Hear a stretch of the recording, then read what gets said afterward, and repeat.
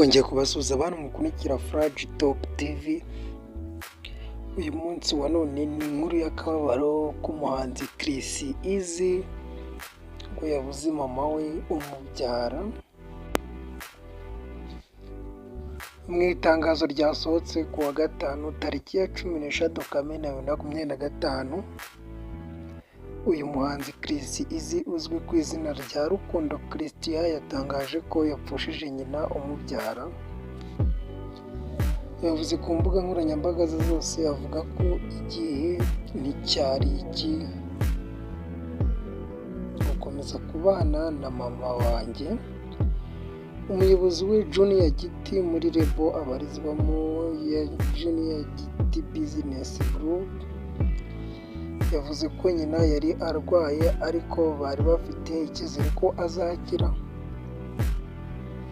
Chris Easy n'umubyeyi we bari bafitanye umubano wihariye nk'uw'umwana n'umubyeyi. Harimo nk'ikiganiro bashyize ku rubuga rwa YouTube abantu bashaka kukireba muri Gicurasi 2024, aho baganiye ku buzima bwabo bwite n'ubuzima bwa muzika ya Chris Easy. Iyi nkuru y'incamugongo yaje nyuma y'ibikorwa byinshi byiza Chris Easy amaze kugeraho mu mwaka 2025, birimo ibitaramo mu bihugu bitandukanye byo mu Burayi, aho yahuye n'umuhanzi Joe Boy, ndetse n'igitaramo cyabereye Stockholm mu gihugu cya Sweden cyitabiriwe na Ambasaderi w'u Rwanda muri iki gihugu Dr. Diane Gashumba.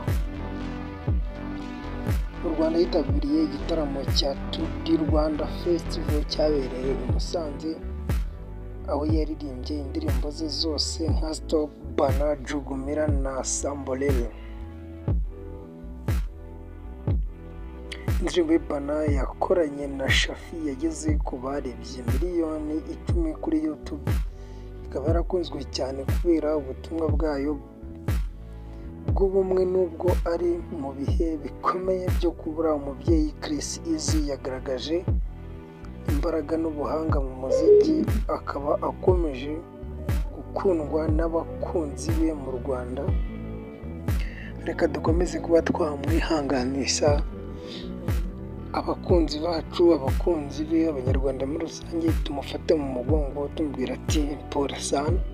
Ngiye yari Flash kuri Flash Top TV, duhora ubutaha.